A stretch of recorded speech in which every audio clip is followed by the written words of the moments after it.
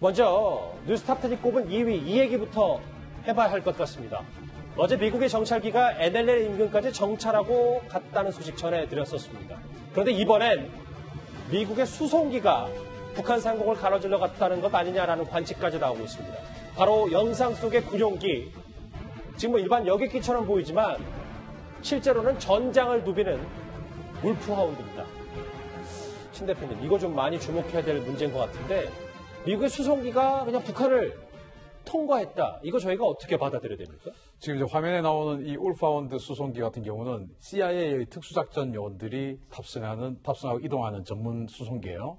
이게 지금 오키나와하고 일본 혼슈를 왔다 갔다 지금 하고 있고, 예. 지금 방금 이제 앵커께서 말씀하신 그 북한을 지나갔다라고 하는 그 수송기는 미국 알래스카에서 출발한 C5 갤럭시라고 하는 수송기인데, 그럼 알래스카에서 일본 이제 목적지는 결국 내린 곳은 오키나와였어요. 그럼 알래스카에서 오키나와를 가려고 하면은 뭐 쿠릴 열도 이렇게 해서 캄차카 반도를 지나서 이렇게 내려오면 되는 거 아니겠습니까? 그런데 그런 정상적인 경로를 하지 않고 완전히 지구 반대편으로 돌아서, 그러니까 북미 대륙을 가로지르고 대서양을 가로지르고 그렇게 해서 반대쪽으로 해서 아시아 쪽으로 해서 중국을 가로질러서 북한을 가로지르고 일본에서 다시 꺾어 내려와서 오키나와로 간 그 항적 정보를 공개를 했어요. 잠시만요. 세계지도 있었으면 좋겠는데 정말. 결국 보면 네. 쭉 돌아서 유럽 통과하고 뭐 중국 통과해서 결국 이렇게 온 거잖아요. 반대로. 그러니까 한 340도 돌았다 봐야 되죠. 태평양이 아니고. 예, 대서양까지 완전히 그러니까요. 한 바퀴 돌아서 그냥 이렇게 내려오면 되는 것을 340도 정도를 지구를 돌아서, 물론 뭐 중간에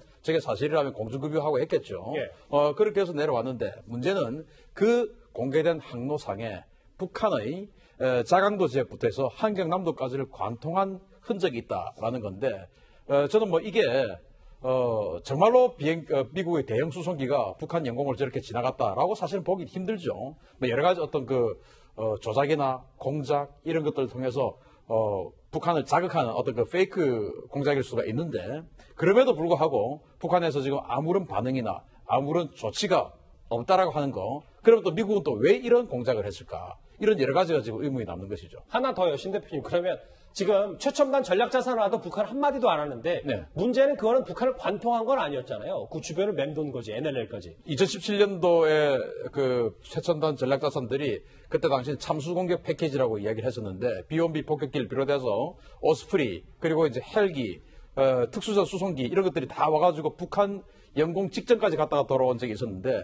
그때 북한이 몰랐어요, 그거를. 근데 이번에는 네. 수송기지만 상공을 가로지르니까 북한은 당연히 알았어야 되고, 알았든 몰랐든 뭔가 북한이 반응이 있어야 될 건데 말입니다. 자, 두 가지 가정이죠. 진짜로 가로질렀는데 북한이 지난 2017년처럼 영 뭐 어떤 그 북한의 레이더라든지 이런 것들이 너무 정말로 열악해서 알 수가 없는 상황이든지, 두 번째는 미국의 뭐 CIA라든지 이런 데서 북한의 반응을 한번 떠보기 위해서 공작을 해서 지금 이제 실제로는 가지 않았지만 어떤 그 기록상으로는 북한을 관통했다라는 그런 사인을 이제 주는 것이죠. 그러면 관제센터에 레이더에는 안 잡히지만 관제센터의 전산에는 잡히는 것입니다. 여기 지금 미국의 비행기가 있네? 라고 잡히게끔 만들었는데, 그것의 연결선이 지금 북한을 관통했다라는 거예요. 그런데 그렇게 나오면은 당연히 북한에서 반응이 있어야 되지 않습니까? 네. 그런데 레이더로 보였는지 아니면 관제센터를 안 봤는지 모르지만 아무런 반응이 없다라는 것은 지금 북한이 뭔가 도대체 이 통제가 제대로 되지 않는 상황이다라고 볼 수 있는 거죠. 뭔가 계속 뭔가 있긴 한 것 같은데, 뭐 글쎄요. 그럼 이 부분은 어떨까요? B-52 전략 폭격기와 바통 터치를 한 죽음의 백조 B-1B 랜서가 또 포착이 됐습니다. 신 대표님, 저희가 어제 B-1B 랜서 얘기 했었어요. 우리가 네. 새롭게 알고 있는 신 대표님 취재 내용으로. 네. 근데 지금 태평양 지역에서, 인도 태평양 지역에서 32시간 작전하는 거, 이것도 참 이례적인 거 아닙니까? 그래서 어제 우리가 그 다른 언론에 아무도 보도하지 않는 걸 최소로 이제 보도를 했죠. 예. 그 내용입니다. 그것을 이제 미군이 이제 공식 발표를 한 거예요.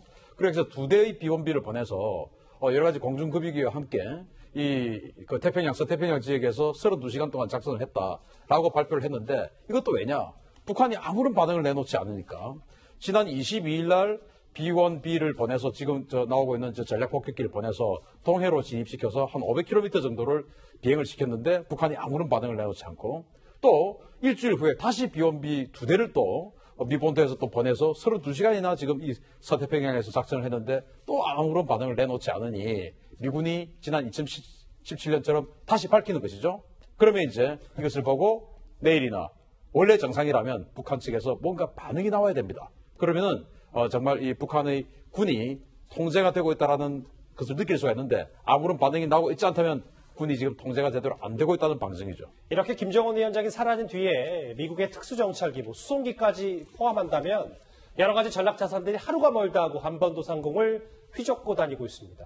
그런데 우리에게 노출되는 이 정찰기, 이 정도가 전부가 아닐 수도 있답니다. 신 대표님. 실제로 지금 이거는 발신장치 다 켜고 다니는 건데 끄고 다니는 전략자산도 꽤 많을 것이라는 전망도 있거든요. 더 많죠. 그건 당연한 겁니다. 왜냐하면은 지금 이제 발신장치가 보이는 것들 중에서 당연히 있어야 하는데 없는 게 있어요. 바로 주한미군 오산기지에서 매일 출격하는 U2 정찰기의 발신장치는 한 번도 보지 못했어요. 예. 그러면은 U2가 한 번도 안 떴다? 그럴 수는 없죠. 아마 오산 비행장 인근에 사시는 분들 U2가 이륙하는 거 매일 보실 겁니다. 그런데 한 번도 발신장치는 없어요. 그런 것들까지 이렇게 한다면 당연히 우리에게 보여주는 저 발신장치를 켜는 것은 군용 작전 항공기는 발신장치를 안 켜도 돼요.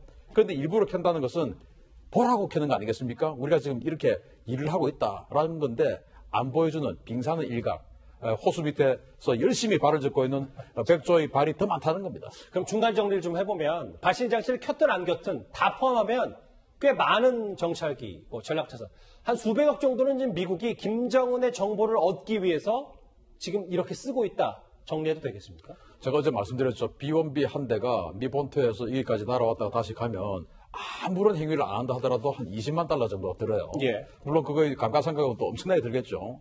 그런 직접 경기만 하더라도 지금 벌써 4월 15일부터라고 한다면 이미 지금 보름 동안 계속 진행되고 있는데 그렇죠. 하루에 수백억씩 지금 소요가 되고 있는데 지금 트럼프 대통령 굉장히 이 비용에 대해서 민감한 분인데 어떤 나중에 계산에 이 적용을 시킬지 궁금합니다. 알겠습니다. 이렇게 미국이 김정은 정보 찾기에 혈안이 돼 있잖아요. 그런데 이제는 북한 내부 분위기도 좀 다소 바뀌고 있는 것 같습니다. 제가 직접 통화를 한 지성호 당선인 북한 내부 소식을 이렇게 말하기도 했습니다. 북한 주민들도 지금 북한 보위부가 이제 보위부 경찰들이 나서서 주민들을 이제 철저히 통제해가지고 이동도 지시키고 있고 상사도 상인들도 이제 달러나 이제 이런 걸 유통을 하지 않고 만약에 상황에 대비해가지고 지금 달러 유화들을 다 지금 사재기하고 있고 평양 내부 심상치 않게 돌아간다는 건 다 알고 있는 네 그런 것 같습니다. 결국 지금 북한 내부 혼란스럽다. 네네네. 정부는 계속 특이 동향이 없다고 얘기하고 있잖아요. 북한 내부는 전혀 다르다. 네, 저는 다르다고 봅니다. 지성호 당선인은 이렇게 얘기하더라고요. 철저히 통제하고 이동도 이제 금지시키고 달러 사재기들도 있다. 혹시 안철수 의원님이 직접 따로 취재한 북한 내부 소식은 좀 어떻다고 합니까? 예, 휴민트를 통해서 좀 정보 수집한 자료들에 따르면 이제 보위부가 우리 정보기관 같은 보위부가 지금 바늘 떨어지는 소리도 놓치지 말라. 이 정도로 이제 인민들을 샅샅이 그 동향을 감시하고 있고 특히는 이제 외화를 이렇게 많이 가진 사람들을 긁어내기 위해서. 그러니까 북한 말하자면 정부의 금고가 이미 고갈돼 버린 거죠.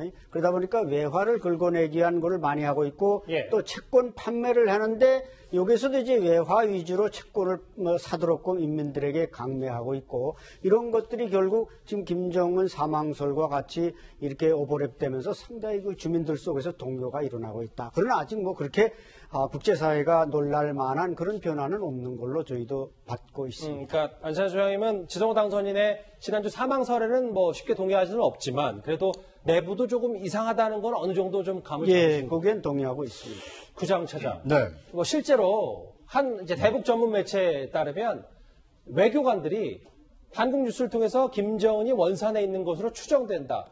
여러 가지 이런 신변 이상설이 북한 내부에서도 펴지는 모양입니다. 그렇습니다. 이 자유아시아 방송이라는 곳에서 이 보도한 내용에 따르면 북한 내부에서 특히 노동신문이나 아니면 이 조선중앙TV에서조차도 이 김정은 위원장의 동정을 지금 밝히고 있지 않기 때문에 어디에 있는지 무엇을 하고 있는지 파악하기가 좀 쉽지 않은 상황 아닙니까? 그러다 보니까 한국 뉴스를 통해서 이 김정은이 원산에 있는 것으로 추정한다. 그만큼 정보 통제가 되고 있다는 것을 간접적으로 좀 보여주는 보도다 이렇게 볼 수 있을 것 같습니다.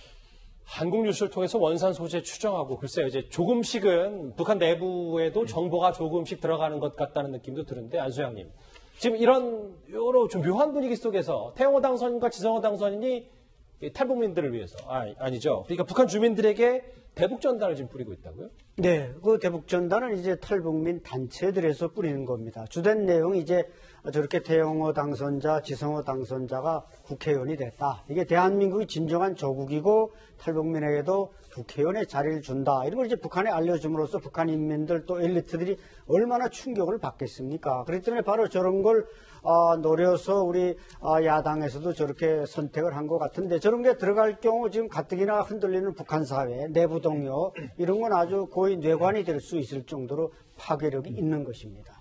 자, 그럼에도요. 지금 북한에서는 김정은 이름 석자가 담긴 조선중앙TV의 보도는 계속해서 이어지고 있습니다. 경의하는 최고 용도자 김정은 동지께 러시아 자유민주당 위원장이 축전을 보내왔습니다. 존경하는 김정은 동지, 나는 당신께서 건강하시고 조선노동당이 제시한 나라의 발전을 위한 계획들을 수행하는 데서 성과를 이룩하실 것과 조선인민에게 번영이 있기를 바랍니다. 이현정 의원님, 네. 어제 저희가 러시아에서 김정은 위원장의 축전을 보냈다. 뭐 여러 가지. 그래서 러시아는 뭐 어떻게 생각하고 있는 것이라는 궁금증도 있었는데 어쨌든 계속해서 정상적으로 북한 사회가 돌아가고 있음을 조선중앙TV는 강조하고 싶은 모양입니다. 그러니까 옛날에 2014년도에 김정은 위원장이 이제 다리를 다쳐서 그때 한 40일 동안 나타나지 않는 적이 있어요. 그때 같은 경우도 사실 여러 가지 뭐 썰이 돌았지만 그 노동신문이나 이런 걸 통해서 실제로 이제 정상적인 어떤 정치행위, 외교행위를 하고 있다라는 거는 이제 계속 이야기를 하고 있는 것인데 지금도 이제 마찬가지 같습니다. 그러니까 외국과의 축전이나 뭐 이런 것들을 이제 보내고 있다는 사실은 공개를 하고 있지만 김정은 위원장의 동정은 뭐 전혀 지금 나타나고 있지 않거든요. 뭐 예전 같으면 일면 사진을 통해서 김정은 위원장이 어디 가서 현지 지도했다든지 또 격려했다든지 이런 모습이 나타날 텐데 지금 전혀 안 나타나고 있고 또 주목되는 현상이 뭐냐면 최룡해, 김여정 이 모습도 전혀 안 나타나고 있습니다. 맞아요. 그러니까 아시겠지만 얼마 전에 박봉주 전 국무위원회 부위원장 모습만 잠깐 나온 적이 있고 지금 북한에서 나오는 사람들 보면 전부 다 마스크를 하고 있어요.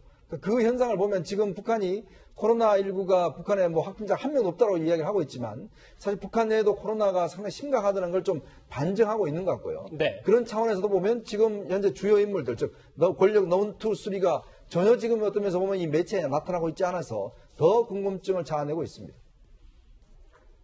이렇게 뒤숭숭한 분위기가 감지가 되고 있지만 최근 북한의 한 선전 매체는요.